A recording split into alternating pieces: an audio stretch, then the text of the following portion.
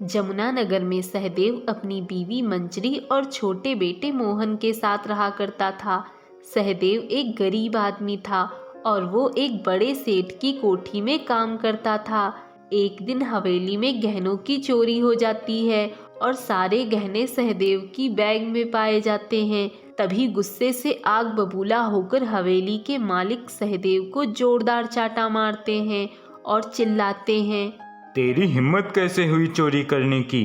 तुझे तो मैं एक ईमानदार और वफादार नौकर समझता था, लेकिन वो सही कहते हैं ना, जो जैसा दिखता है वो वैसा असल में होता ही नहीं है। और तुम जैसे थर्ड क्लास गरीबों की ये आदत ही होती है, जिसकी थाली में खाओ उसी में छेद करो। मालिक मेरा विश्वास कीजिए, मैंने कोई चोरी नहीं की। ये जेवर किसी ने जानबूझकर मुझे फंसाने के लिए मेरे बैग में रख दिए होंगे। भरोसा कीजिए मुझ पर मालिक। चुप बैठ और अपनी ये मन घड़ंत कहानियां ना अपने पास ही रख। सुनो पहलवान, इसे धक्के मारकर हवेली के बाहर निकाल दो इस चोर को। सहदेव बिलखते हुए अपने मालिक से विनती करता रहता है, लेकिन पहलवान उसे धक्का मारकर हवेली के बाहर फेंक देते हैं और इस तरह झूठे चोरी के इल्जाम में फंसकर बेचारे सहदेव की नौकरी हाथ से चली जाती है। उसका मालिक उसे पूरे गांव में बदनाम कर देता है, जिसकी वजह से जब सहदेव गांव में नई नौकरी ढूंढने जाता है तब उसे सब चोर चोर कहकर मारकर भगा देते हैं। सहदेव हताश होकर घर लौट आता है। जी ये देखिए, सारे डिब्बे खाली हो गए हैं। अनाज का एक दाना नहीं बचा है घर में, आटा भी खत्म हो गया है। अब हम क्या खाएंगे? पता नहीं मंजरी, मैं तो बहुत परेशान हो गया हूँ। समझ ही नहीं आ रहा क्या करूँ और क्या नहीं। गांव में हर जगह जाकर नौकरी की तलाश की, लेकिन किसी ने भी मुझे नौकरी नहीं दी, क्योंकि मालिक और उनके आदमियों ने मुझे पूरे गांव में बदनाम कर दिया है। सभी मुझे चोर चोर कहकर पुकारते हैं। हाँ बापू, मेरे दोस्त और पड़ोस वाले भी मुझे चोर का बेटा कहकर चिढ़ाते हैं और सताते भी हैं। माफ करना बेटा, लेकिन अब मैं क्या कर सकता हूँ?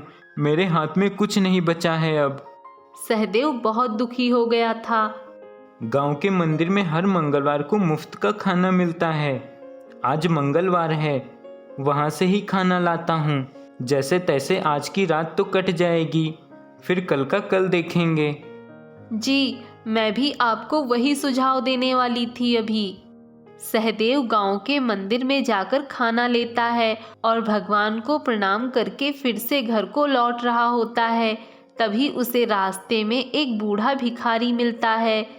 बेटा, बहुत भूख लगी है, ठीक से चल भी नहीं पा रहा हूँ मैं तो। तुमसे विनती करता हूँ, मुझे ये खाना दे दो। अब और 2 घंटे की दूरी पे मैं मंदिर तक नहीं चल पाऊंगा। दे दो बेटा। जी काका, ये लीजिए, पेट भर के खाइए। सहदेव बिना सोचे उस भिखारी को खाना दे देते हैं और भिखारी उस खाने को इस तरह खाता है जैसे कि वो कई दिनों से भूखा था। धन्यवाद बेटा, अपने बारे में ना सोचकर मेरी मदद करने के लिए। तभी वो भिखारी अपने हाथों को घुमाता है और उसमें से एक दिव्य रोशनी निकलती है और वो सहदेव को जादुई आटा देता है। ये लो बेटा, ये जादुई आटा है।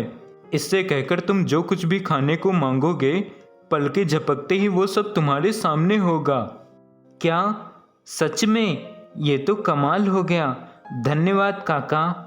सहदेव जादुई आटे को अपने साथ अपने घर ले जाता है और मंजरी और मोहन को आटे के बारे में बताता है। तभी वो जादुई आटे से कहता है, जादुई आटा, हमारे घर में अनाज का एक निवाला तक नहीं है, हमारे घर को राशन से भर दो। जैसे ही सहदेव ये कहता है, तभी फौरन घर में पड़े डिब्बे राशन से भर जाते हैं और हर तरफ राशन का सामान आ जाता है। ये सब देखकर सहदेव, मंजरी और मोहन चकित रह जाते हैं। अरे वाह बापू, ये तो सच में किसी करिश्मा से कम नहीं।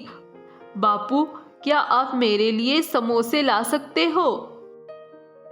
ये लो, तुम इस जादुई आटे से कहो, जादुई आटा, मुझे जलेबी और समोसे चाहिए। और फिर मोहन के इतना कहते ही उसके सामने जलेबियां और समोसे आ जाते हैं। सहदेव उस जादुई आटे की मदद से खुद की एक राशन की दुकान खोलता है और खूब कमाने लगता है। उसकी दुकान का सारा सामान अच्छा होता है और सारे ग्राहक उसी की दुकान पर आते हैं, जिसके कारण बन्नू लाल की राशन की दुकान पर लोग कम आने लगते हैं। इस सहदेव का तो गरीबी में आटा गीला हो रखा था, फिर कैसे दिन दुगनी और रात चौगनी हो गई। और जहां खुद के खाने के लाले पड़े हुए थे, इसने अपनी वही राशन की दुकान खोल ली। मुझे इस बात की तह तक तो जाना ही होगा। बन्नू लाल चुपके से देखता है और तब उसे पता चलता है कि सहदेव जादुई आटे से कहकर सारा सामान प्रकट करवाता है और उसे बेचता है। ये सब देखकर बन्नू लाल के मन में भी लालच जग जाता है और वो चुपके से चालाकी से सहदेव के आटे पर पानी डालने जाता है। अब देखना कैसे तेरे जादुई आटे की ऐसी की तैसी करता हूँ। अब इस जादुई आटे पर पानी डालकर इसे बर्बाद कर दूंगा। हा हा हा हा हा हा। बन्नू लाल जादुई आटे पर पानी डाल ही रहा होता है कि तभी वो पानी उल्टा घूमकर बन्नू लाल के चेहरे पर उड़ जाता है। आए नहीं। दुष्ट आदमी, अगर मन में पाप रखोगे और दूसरों का बुरा चाहोगे तो फिर यही होगा तुम्हारे साथ।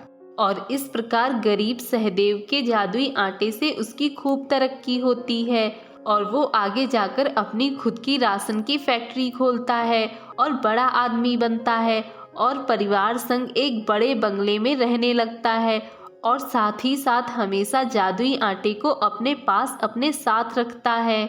जादुई आटा, तुम्हारा बहुत बहुत धन्यवाद। आज मैं जो कुछ भी हूँ तुम्हारे कारण हूँ। अगर तुम नहीं होते तो सड़क पर दर बदर भटक कर मैं और मेरा परिवार भूखा प्यासा ही मर जाता। तुम्हारे कर्ज और तुम्हारी मदद को मैं कभी नहीं भूल पाऊंगा। सहदेव के जीवन में अब कोई मुसीबत नहीं थी। अब वो लोग अपना जीवन अच्छे से व्यतीत करने लगते हैं। एक गांव में विमला अपनी बेटी पिंकी के साथ रहती थी। पति के गुजर जाने के बाद विमला दूसरों के घरों में जाकर काम करके अपनी बेटी का पालन पोषण करती है। वहीं पिंकी जो एक होशियार लड़की थी, पिंकी को पढ़ना लिखना बहुत अच्छा लगता था। एक दिन की बात है। माँ, सब बच्चे स्कूल जा रहे हैं, मैं कब जाऊंगी? बेटा, तुम भी जल्दी स्कूल जाओगी। इस बार जब मालकिन पैसे देंगी तब मैं तुम्हारा नाम स्कूल में लिखवा दूंगी। ठीक है माँ। अच्छा चल काम पे, वरना देर हो जाएगी। विमला अपनी बेटी को लेकर काम के लिए निकल जाती है। एक जगह काम पूरा करने के बाद वहां से दूसरे के घर जाती है। ऐसे ही विमला का काम चलता था। महीना पूरा होने पर विमला अपनी मालकिन से पैसों के लिए कहती है, मैम साहब, महीना पूरा हो गया है, क्या आप मुझे पैसे दे देंगी? मुझे ज़रूरत है। अरे, तुझे पैसे की इतनी क्या ज़रूरत है? अभी पैसे नहीं मिल सकते हैं। नहीं मैम साहब, ऐसी बात मत करो, मुझे अपनी बेटी का नाम स्कूल में लिखवाना है। अरे विमला, इसका स्कूल में नाम लिखवाना इतना ज़रूरी नहीं है। मेरे पास अभी पैसे नहीं हैं, जब होंगे तब मैं तुझे दे दूंगी। इतना सुनकर विमला बहुत निराश हो जाती है और वह अपने घर जाने लगती है। माँ, आज तो मालकिन ने कुछ खाने को भी नहीं दिया है। माँ, मुझे बहुत भूख लगी है।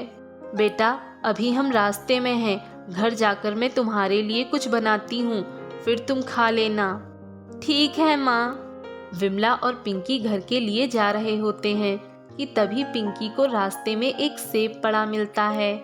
माँ, वो देखो सेब। हाँ बेटा। पिंकी उस सेब को उठा लेती है। माँ, इस सेब को घर चलकर खाएंगे। हाँ ठीक है। पिंकी घर के अंदर जा रही थी कि तभी उसे एक आवाज सुनाई देती है। बेटा, बहुत भूख लगी है, मुझे कुछ खाने को मिल सकता है? बहुत दिनों से कुछ भी नहीं खाया है। बाबा, आपने बहुत दिनों से कुछ भी नहीं खाया?